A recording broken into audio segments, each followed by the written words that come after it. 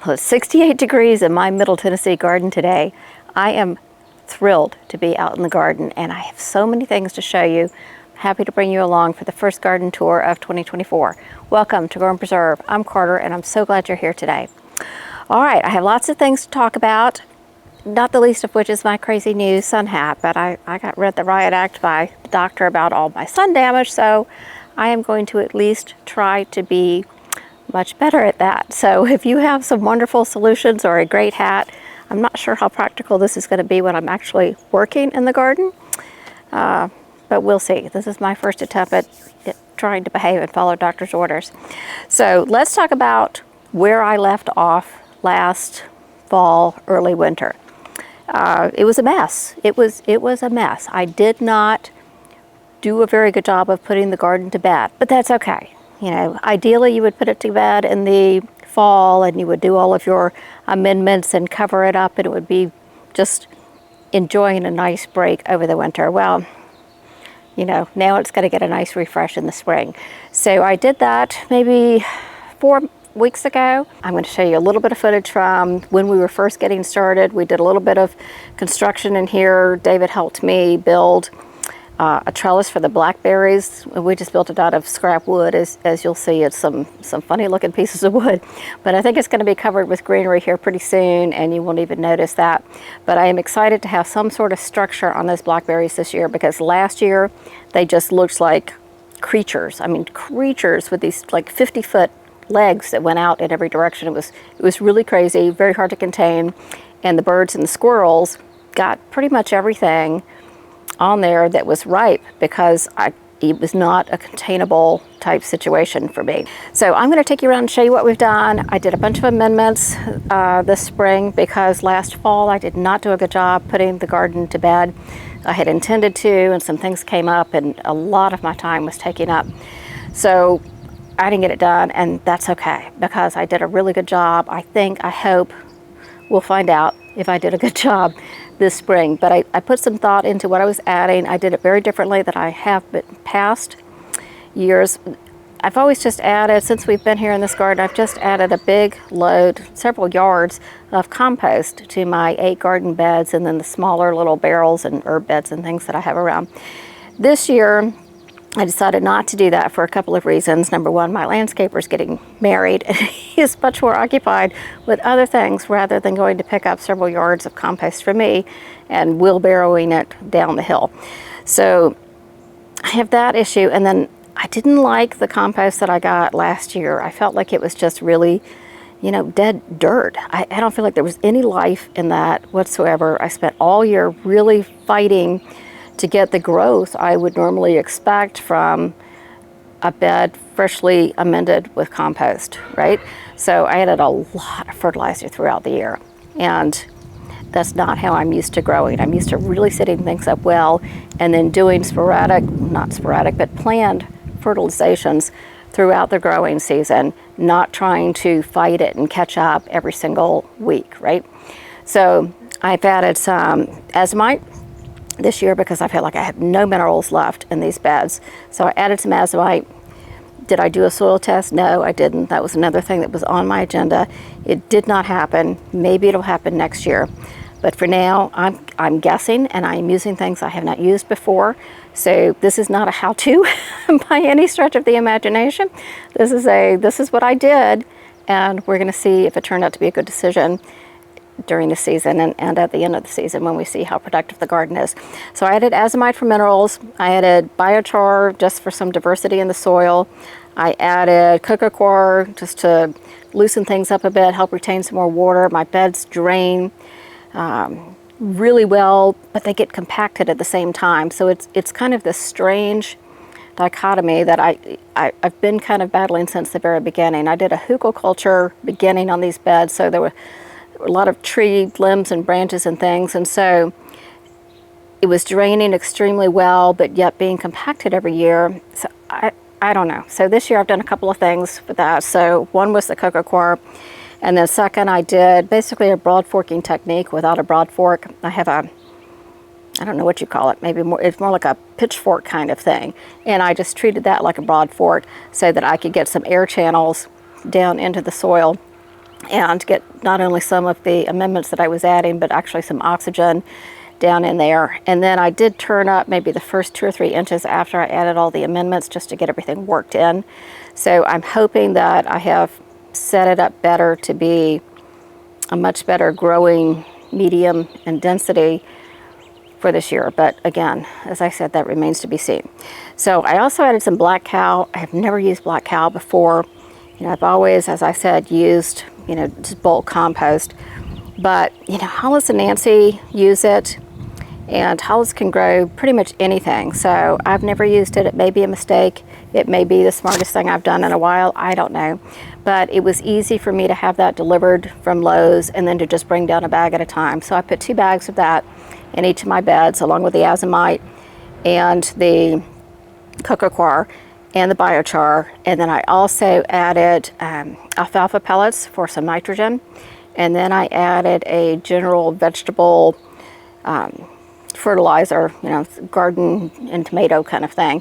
So I added a good bit of that to each of the beds. So I'm hoping that I have set up a good basis for growth this summer. So we'll see. I do not yet have my irrigation turned back on. You know, we turn it off here in the winter because we freeze. So we've got another couple of weeks probably before it's safe to have that turned back on and not worry about anything, any pipes busting. So I've been hand watering, and as you'll see as we go take a look at the beds, there are a couple of beds that really would appreciate more water than they've been getting. So I'm going to take care of that today. But anyway, welcome to the garden. I'm so glad to have you here. Let's take a quick look around and talk about it. And if you have suggestions for me along the way, because I'm just doing things differently this year. I don't know, it just felt right, because last year I did everything the way I always do it pretty much, and I had a really good crop of peppers. You know, I seem to have a great deal of luck with peppers, but everything else I really felt like I could have done better. So I'm going to try to change some things up, and I don't know, it either works better, it doesn't, or it has no impact. so we will see. All right, let's take a look. All right, let's do a little overview first. So here are the blackberry vines and this trellis that David built. I'll show you a little bit closer up there shortly. My apple trees that made it through another cold winter, they are starting to leaf out. I'm not seeing any little buds on there yet, but we'll see. They supposedly came to us 2 years old, and we planted them in 2021, the fall of 2021. So in theory, I was supposed to have some apples by now. I do not have any apples, but we'll see how it goes this year. My herb beds are still kind of a crazy mess. I haven't really done anything with those yet. And then here we start. I have 8 raised beds that are 8 feet by 4 feet. We'll go through the ones that are planted here momentarily. And so I have the same setup over on that side with the 4 raised beds and the herb garden and a couple of barrels here and there. Okay, let's take a closer look at some of the pieces and parts here. So this is my blackberry trellis. We went in and pruned all of the older canes, although I can see now that we missed a couple. Now that things are starting to green out and other things appear to be dead. So I'll come back and take a look at that as well. I've done one good fertilizing on these this spring, so I am really hoping for a lot of blackberries this year. Last year, there were a lot of blackberries, but we didn't get to eat most of them. I think the birds and the squirrels pretty much did that. I put organza bags on them after they had started to turn color, and things just ate through the bags. So here we go. Apple trees over here. You can see the compost bin there. It's doing pretty well. We've not been great about turning it, but you know, I figured that was going to happen. My crazy herb bed is just terrible at the moment. Okay, so this bed right here, this is the first bed as you walk into the backyard.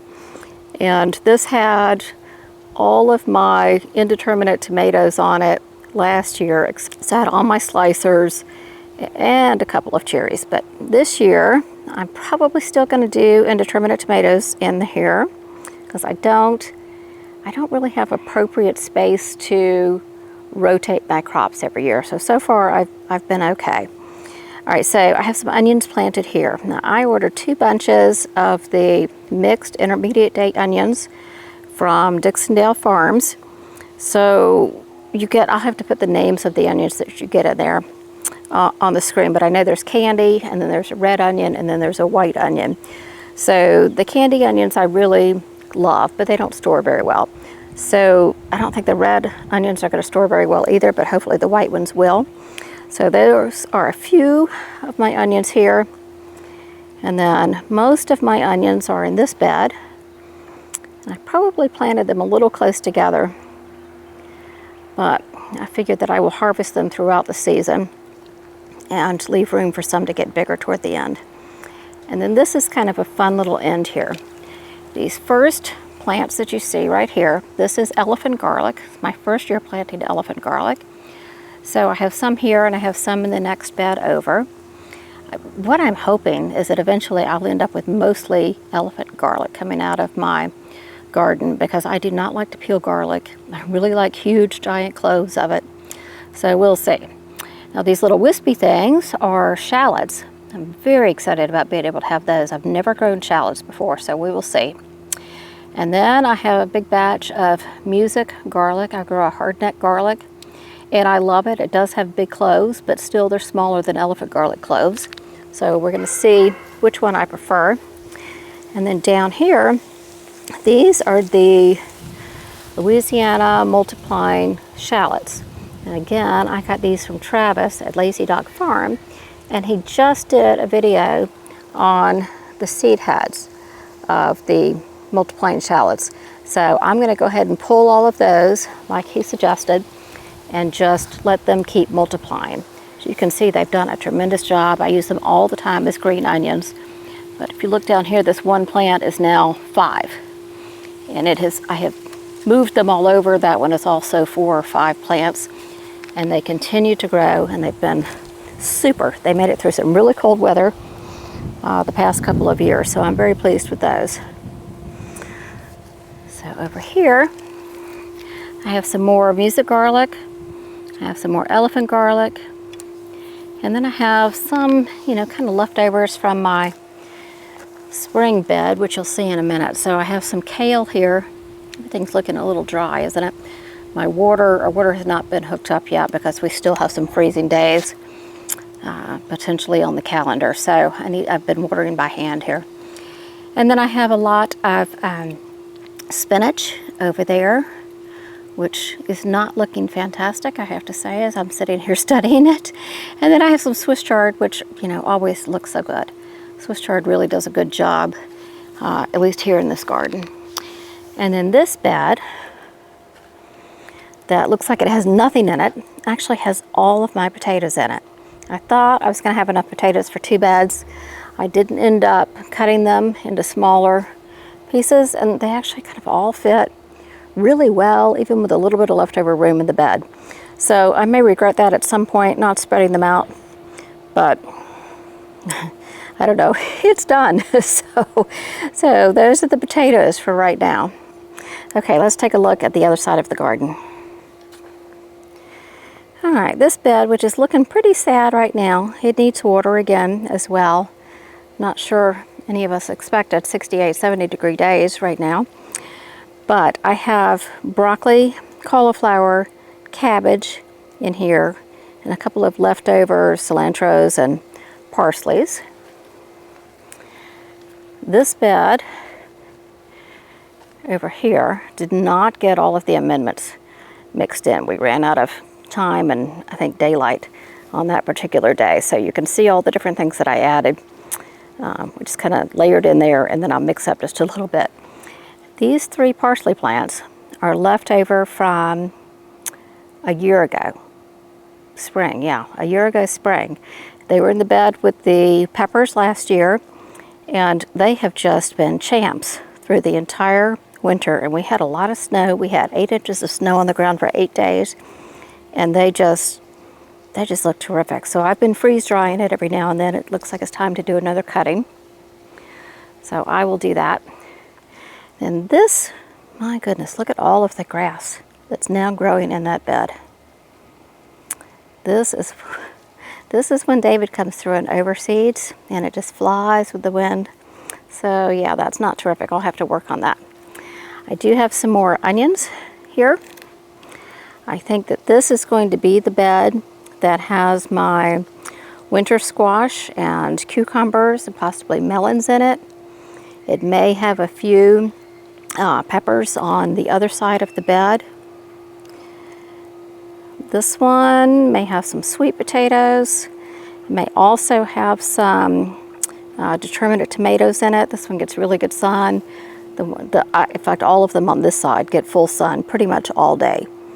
The others get a little more dappled sunlight and then great afternoon sunlight.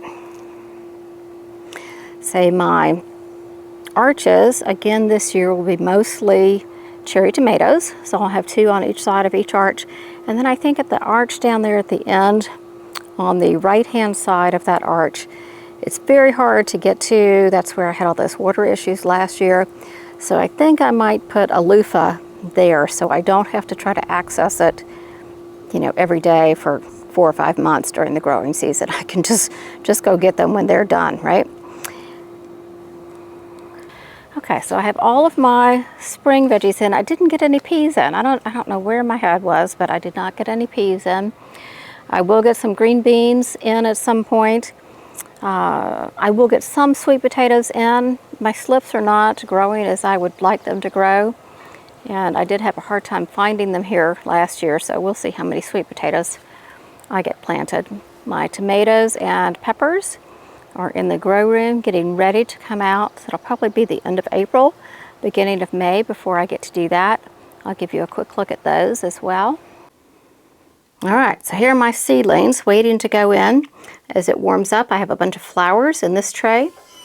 Tomatoes here. These are my sweet bell peppers here. All of my herbs over here. These are more tomatoes down here, and then these are all of my hot peppers. So I think I'm going to have more than I need, which should come as a shock to no one, including myself. So thanks so much for being with me for my first garden tour of 2024. I'm dying to know what's going on in your garden. What do you have planted? What do you have ready to go in? Did you take care of your beds properly last fall and put them to bed and amend them and everything, or are you trying to play catch up this spring like I am? So keep me updated on what you're doing. I'm so glad you were here today, and I will see you next time.